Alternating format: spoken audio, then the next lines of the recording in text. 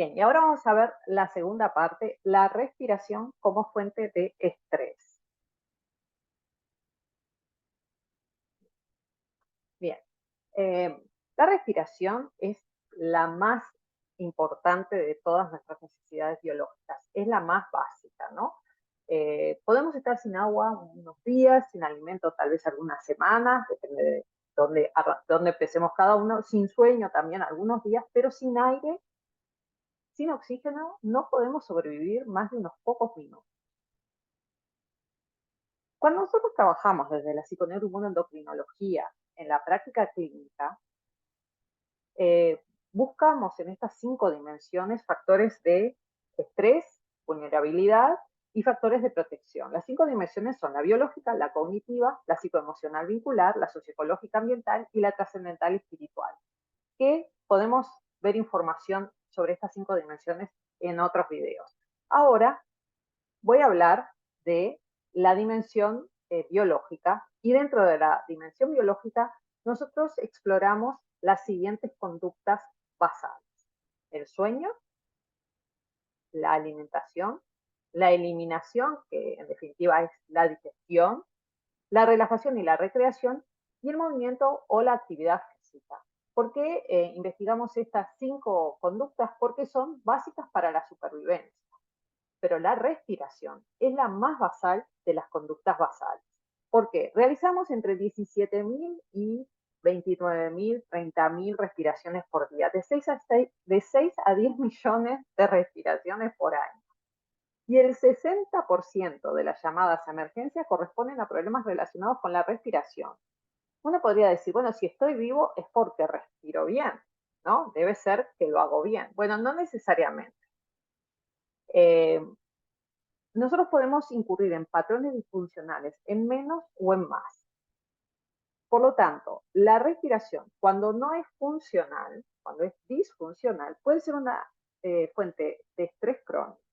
Y puede que no sea una patología evidente, puede que no sea un asma o una enfermedad obstructiva crónica, ¿no? Eh, hay sutilezas que marcan disfunciones en la respiración. Cuando respiramos, lo que hacemos es ingresar oxígeno al cuerpo porque el oxígeno es fundamental para el metabolismo, ¿no? Es la energía. Sin oxígeno no hay vida, pero hasta el oxígeno en exceso puede ser tóxico. El agua también puede ser tóxica en exceso.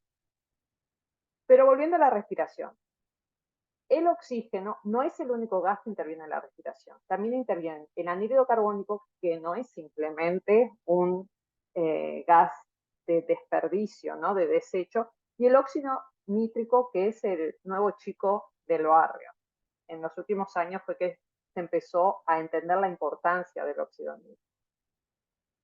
Bien, ahora les voy a pedir que paren un poco la, la reproducción de este video, que pongan una pausa para que observen su propia respiración, su postura, el flujo, la velocidad, la temperatura, por dónde respiran, si respiran por la nariz, por la boca, cuánto dura la respiración, si realizan pausas, los movimientos del tórax o del abdomen, qué es lo que se mueve, dónde se aloja el aire, qué pasa durante la inhalación y la exhalación y cómo se siente. Paren en este momento un instante la grabación y hagan esta observación. Bien, ahora volvimos. Estas son las costillas, la caja torácica, los pulmones, la nariz, la boca, la tráquea. Esto también les ayuda a entender qué es lo que está pasando adentro de ustedes cuando inhalan y exhalan. El diafragma es este músculo, ¿no? Que es como un paracaídas cuando está en reposo y que se aplana cuando inhalamos. La mecánica de la respiración en estado de relajación es iniciada por el diafragma. El movimiento del diafragma se aplana y baja, y lo que hace es ensanchar la parte baja del tórax, la ensancha, las costillas se separan un poco y se genera una caída de presión y el aire entra. Digamos, los que generan la respiración son los huesos y los músculos que rodean a los pulmones. Los pulmones no hacen nada por ellos mismos. Y cuando exhalamos, lo que sucede es que el diafragma se relaja, vuelve a su posición de domo o de paracaídas y empuja el aire hacia afuera, el aire sale. Luego de la exhalación hay una breve pausa donde los músculos se relajan, eh, descansan un poco. Y luego comienza la siguiente inhalación. Entonces, en la respiración diafragmática, que es la respiración en estado de relajación, los músculos principales son el diafragma y los intercostales. Cuando nosotros respiramos usando los músculos secundarios del cuello cerca de las clavículas y los dorsales, hacemos ingresar más aire. Este tipo de respiración justamente se utiliza cuando necesitamos oxígeno extra, por ejemplo, para ir o para luchar. Entonces, cuando no estamos en una situación evidente de lucha o huida, pero estamos usando este tipo de respiración, le estamos enviando una señal al cerebro de abajo hacia arriba, de, de down, up regulation, de que estamos en una situación de estrés. Entonces, un respirador clavicular crónico es una persona que está viviendo una situación de estrés crónico. Esa es una de los factores que tenemos que observar en las personas, en nuestros pacientes, ¿no?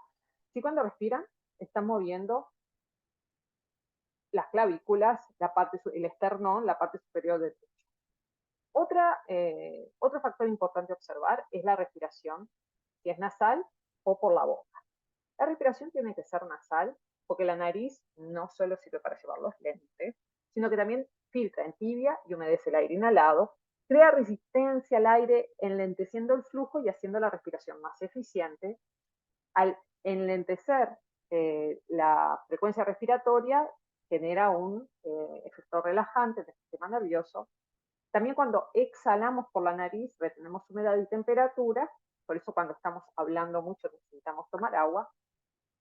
Cuando inhalamos por la nariz, la mucosa captura partículas y si es algo un poco agresivo, sobreviene el estornudo. Y esto que es súper importante, que es algo relativamente nuevo, es que en la nariz y en los senos paranasales se produce óxido nítrico. El óxido nítrico tiene varias funciones. Se desestimaba, ¿no? O no se le daba mucha importancia al óxido nítrico porque se lo consideraba no, es un gas tóxico según la dosis, ¿no? Pero en la dosis fisiológica, ¿no? En la dosis producida por nuestro organismo, es descongestionante y ayuda a redistribuir la sangre en los pulmones porque también es vasodilatador. Pero volviendo a la respiración nasal o oral, la respiración oral produce inflamación crónica porque estamos respirando aire frío y seco.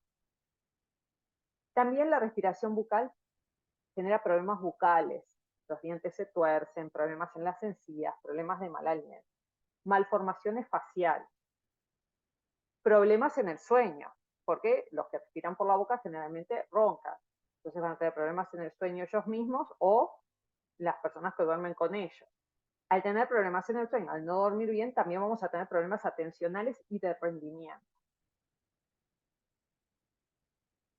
Y el óxido nítrico. El óxido nítrico se produce mayoritariamente en la nariz y los senos.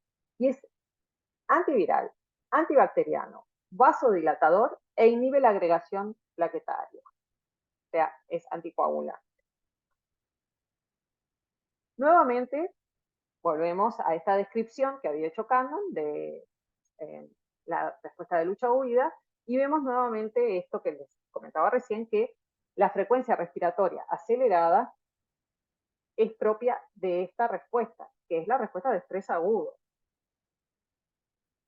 Y en la respiración en estado de alerta se usan los músculos accesorios, es rápida, forzada, oral, sonora.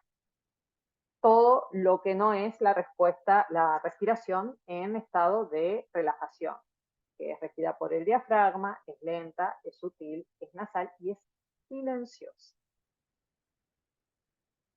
Buteiko fue un médico ucraniano que vivió entre 1923 y el 2003 y él mismo, en su juventud, tuvo una condición médica que se llamaba hipertensión maligna, que le provocaba dolores de cabeza, dolor en los riñones. Y él, entre sus trabajos en la facultad, había hecho una observación de enfermos terminales, de la respiración de los enfermos terminales, y había observado que empezaba a aumentar la frecuencia respiratoria y hasta casi que podía predecir exactamente cuándo se iban a morir observando este patrón. Y empezó a observar su propio patrón respiratorio y lo empezó a asociar y empezó a preguntarse si tenía que ver o no con su malestar. Y lo que hizo fue observar que él era un hiperventilador. Él respiraba muy rápido siempre. Y empezó hizo una prueba, dejó de respirar, enlenteció su respiración y en pocos minutos los síntomas desaparecieron. Volvió a respirar normalmente, los síntomas volvieron.